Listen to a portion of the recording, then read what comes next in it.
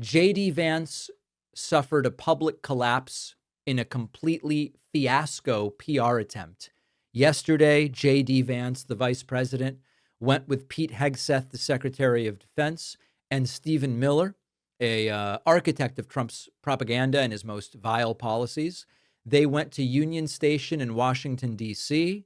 to talk about how it's crime-ridden and it's all terrible and blah, blah, blah. Reporter goes, "Why are you here? Like, there's no crime here. Shouldn't you go to the high crime areas?" And JD goes, "No, no, no. You've got homeless people here." Why are troops stationed here at Union Station on the National Mall instead of areas in D.C. where crime is statistically highest? Well, if you've ever been to Union Station in the last few years with your family, you know that crime is actually extremely high right here in Union Station. You have vagrants, you have drug addicts, you have the chronically homeless, you have the mentally ill who harass, who threaten violence, who attack families. So what you have at Union Station, most of what he mentioned isn't a crime, okay? He's saying you've got people here who are homeless or on drugs, neither of which should be a crime and neither of which is in DC, although they're trying to criminalize it. You've got homeless people and people on drugs. And some of them are harassing people. Okay, I'm against that. No doubt about it.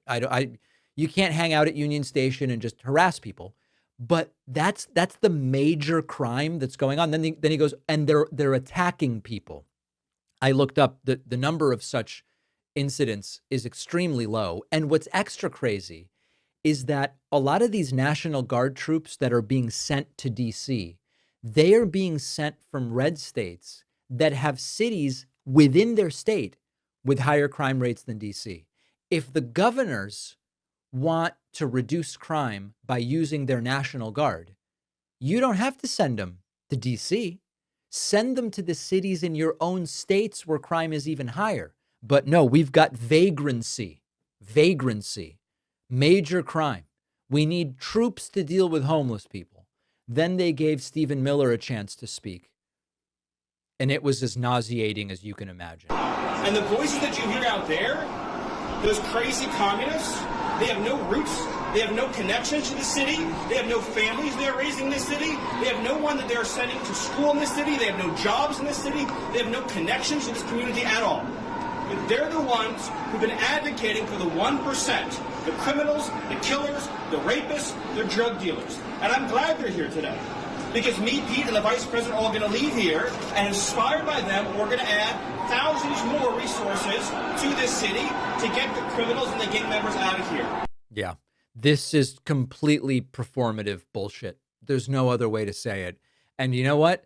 They were mercilessly booed by protesters, and thank goodness for that. Some violent, crazy people who were screaming at kids, with a few crazy liberals who were screaming at the vice president. But I think that's a very worthwhile trade to make, because we want our people to be able to enjoy our beautiful cities. And the last thing I'll say is to the American people, D.C. is already safer than it was 9 days ago, but we're going to make it safer still to come. This is your city. You should feel free to come and visit here, have a meal, see all these incredible monuments, and actually enjoy yourself. And that's so just booed mercilessly the entire time. This is all a theatrical event. None of this is real. They are saying that the biggest crime problem in the country is a city whose crime rates have declined precipitously. They send in troops and send them to the low crime areas where they will be more visible. Extreme areas where I was recently, walking around, going to dinner, and there's just troops milling about now. That's not actually where the crime is. The troops are coming from states that have higher crime cities than Washington, D.C. But the governors are saying, we're not going to deal with it here. We're going to send them to Washington, D.C. to be part of this theater. So at least JD got booed. But what a pathetic attempt. What a pathetic attempt they are making to make themselves seem like they're actually doing something here. Now, on the bonus show today, we are going to talk about a MAGA Republican who says that dead people personally told him they fraudulently voted. The dead people said it. I'm dead and I voted. Okay. Trump says that the U.S. will no longer approve solar or wind power projects. Why? They're killing the birds. And the African Union backs a campaign to replace the Mercator projection map that distorts the size of Africa. This is interesting. These maps have a lot of politics in them. We will talk about all of that and more on the bonus show. You can sign up at joinpakman.com and make sure you're getting my Substack newsletter by going to substack.davidpakman.com.